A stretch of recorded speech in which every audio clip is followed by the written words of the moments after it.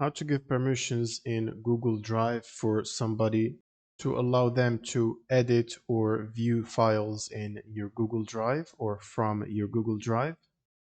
Now, the first thing you'll need to do is go to drive.google.com and make sure you're signed into your Google account.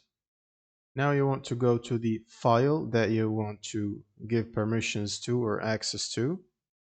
So you can basically give access to specific files or specific folders with the entire files inside the folder.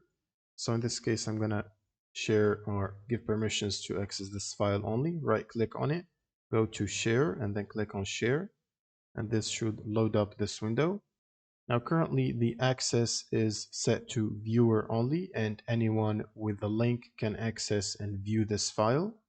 If you want to prevent access, you can switch this to restricted and nobody will be able to access or view the file.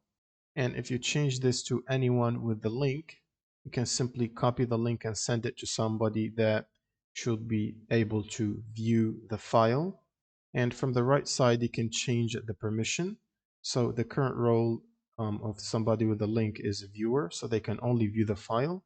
You can also set them to comment on the file or commenter, and then you can set them to editor, which is the highest privilege, which will allow them to edit the file. And once you set the required permissions, you can hit the copy link and basically send it to whoever you're trying to get to edit the file. And that's pretty much it for this video. Subscribe if you found this helpful, and see you in the next one.